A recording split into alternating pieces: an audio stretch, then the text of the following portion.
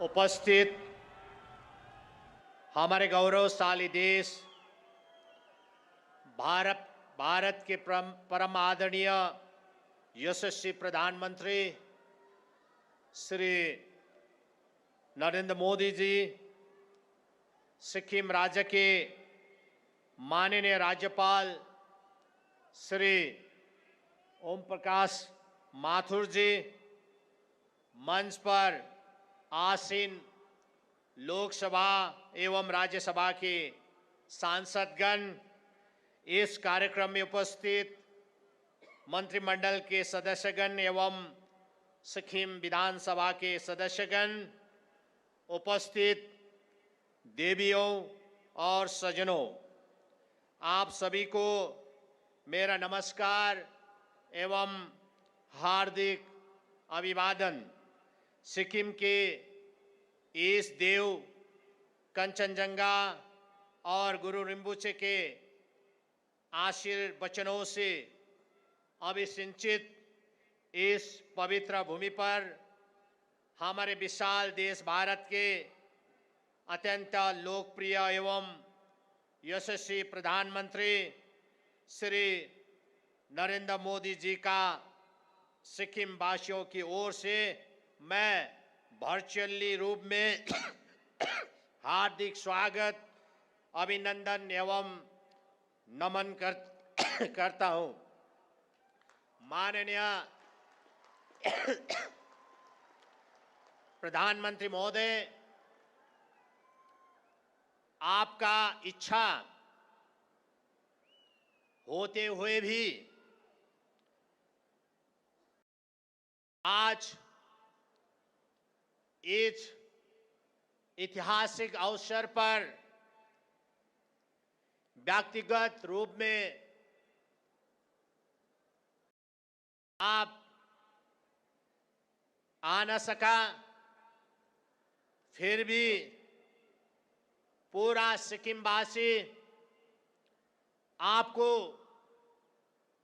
हार्दिक स्वागत करना चाहता हूं और मैं आपसे अनुरोध भी करना चाहता हूं कि इसी कार्यक्रम यानी हमारा जो स्वर्ण जयंती का कार्यक्रम 50 वर्ष होने का ऐतिहासिक कार्यक्रम, ये 1 साल तक चलेंगे और 1 साल हम लोग इसको पर्व के रूप में मनाएंगे। और इस कार्यक्रम में एक बार अगर अक्टूबर हो या नवंबर हो, जब मौसम ठीक रहेंगे, उसी समय अगर आपका आशीर्वाद हो तो हम बहुत आभार रहेंगे। माननीय प्रधानमंत्री महोदय, आज के इस शुभ अवसर में ऑपरेशन सिंदूर की शानदार सफलता के लिए आपको तथा समस्त सुरक्षा बलों को सिक्किम वासियों के ओर से हार्दिक बधाई देना चाहता हूं। आपके साहसी और दूरदर्शी नेतृत्व में भारत ने पूरी दुनिया को यह स्पष्ट संदेश दिया है कि हमारा राष्ट्र एक सशक्त राष्ट्र, संप्रभु और निडर राष्ट्र है। एक ऐसा राष्ट्र जो आतंकवाद को किसी भी रूप में सहन नहीं करेगा। इस ऑपरेशन की सटीक योजना और निष्पादन के ने न केवल संपूर्ण राष्ट्र को गर्व से भर दिया है, बल्कि भारत को वैश्विक मंच पर साहस, अटल संकल्प और सैन्य सामर्थ्य की प्रतिमूर्ति के रूप में प्रतिष्ठित किया है। एक बार पुनः मैं ऑपरेशन सिंदूर की ऐतिहासिक सफलता के लिए आपको कोटि कोटि बधाई एवं धन्यवाद देना चाहता हूं। बीते 1 दशक में आपने यह साबित कर दिया कि अगर संकल्प अडिग हो, दृष्टि स्पष्ट हो और देश हित सर्वोपरि हो तो कोई भी सपना अधूरा नहीं रह सकता। विगत कुछ दिन पूर्व है इंटरनेशनल मॉनेटरी फंड रिपोर्ट के जरिए यह सूचना प्राप्त हुई कि भारत ने जापान को पिछड़े छोड़ते हुए विश्व की चौथी बड़ी अर्थव्यवस्था के रूप में अपने आप को प्रतिष्ठित किया है। इस महत्वपूर्ण वैश्विक उपलब्धि के लिए मैं सिक्किम वासियों की ओर से आपको हार्दिक बधाई देना चाहता हूं। निश्चित रूप से यहां उपलब्धि आपकी अर्थव्यवस्था को लेकर दूरगामी सोच का प्रतिफल है। माननीय प्रधानमंत्री महोदय, हमारा राज्य सिक्किम जो अपनी प्राकृतिक सुंदरता, सांस्कृतिक समृद्धि और समर्पित जनमानस के लिए पूरी दुनिया में एक मिसाल है। आज स्वर्ण जयंती वर्ष में प्रवेश करते हुए हम विकास, एकता और प्रगति के नया आयाम स्थापित करने के दिशा में अग्रसर है। सिक्किम केवल अपनी प्राकृतिक सुंदरता, पहाड़ियों और घाटियों के कारण ही प्रसिद्ध नहीं है, बल्कि यहाँ के लोगों की आत्मीयता, संकल्प शक्ति और एकता ही इसकी वास्तविक पहचान है। हम गर्व के साथ कह सकते हैं कि सिक्किम वह भूमि है जहाँ विविध जनजातियां, आस्थाएं और समुदाय अत्यंत सौहार्द और भाईचारे के साथ रहते हैं।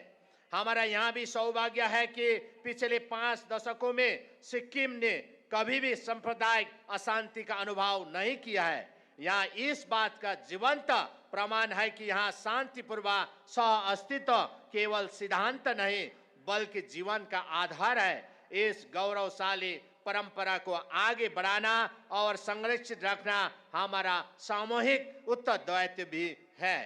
आपका यहाँ भरपूर रूप में आगमन प्रेरणा देते हैं कि हम अपने प्रदेश को सत विकास, हरित पर्यावरण संरक्षण और सामाजिक समरसता की दिशा में और आगे तक ले जाएंगे।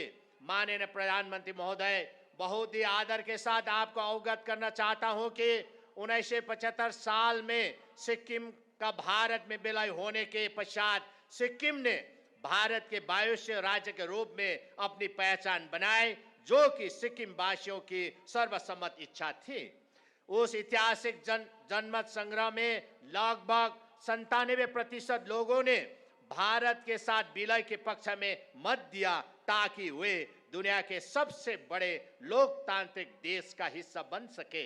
1975 साल में दीर्घकालीन प्रतीक्षा के बाद इस क्षेत्र ने राजनीतिक स्थिरता, आर्थिक विकास, सामाजिक सुधारों और बुनियादी ढांचे के क्षेत्र में कई महत्वपूर्ण उपलब्धियां हासिल की है।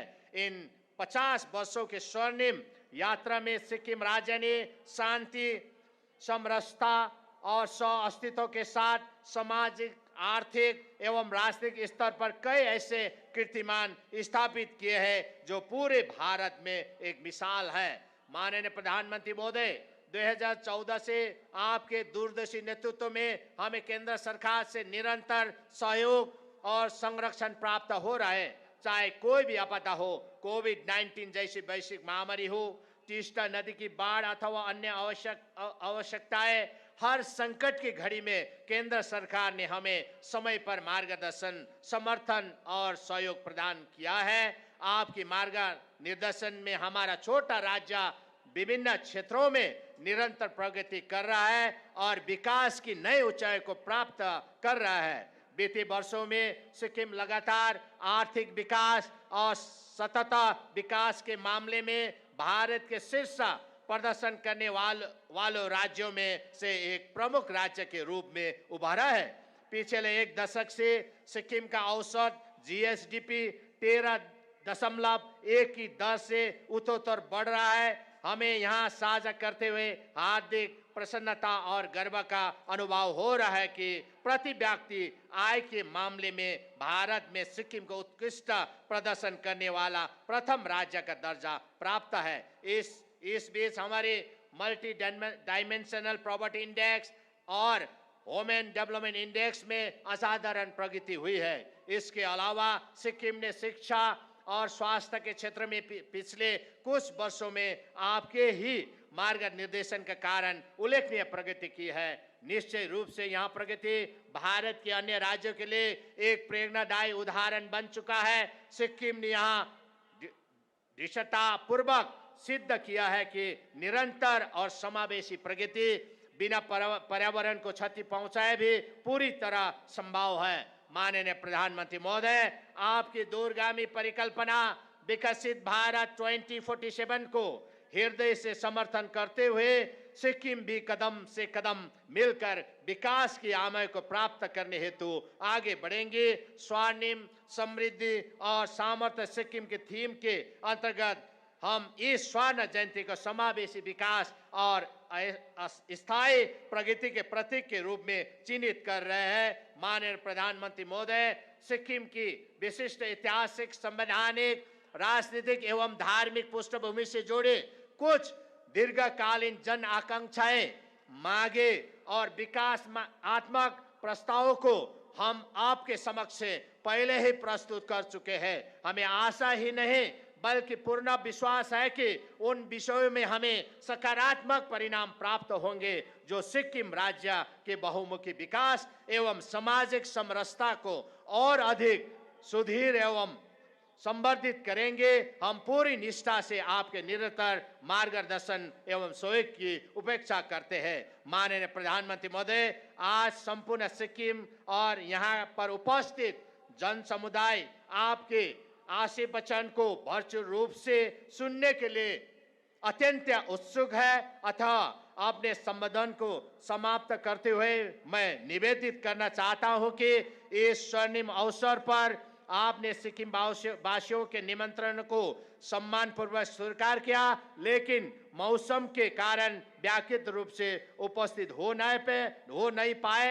लेकिन हम आशा करते हैं कि भविष्य में इस अवसर पर अवश्य ही आपका दर्शन होगा और आपका उपस्थिति यहाँ पर सिक्किम में होगा। एक मार्गदर्शक एवं अभिभावक के रूप में आपके इस स्नेह भाव के प्रति हम सदैव आभारी रहेंगे। धन्यवाद। जय हिंद।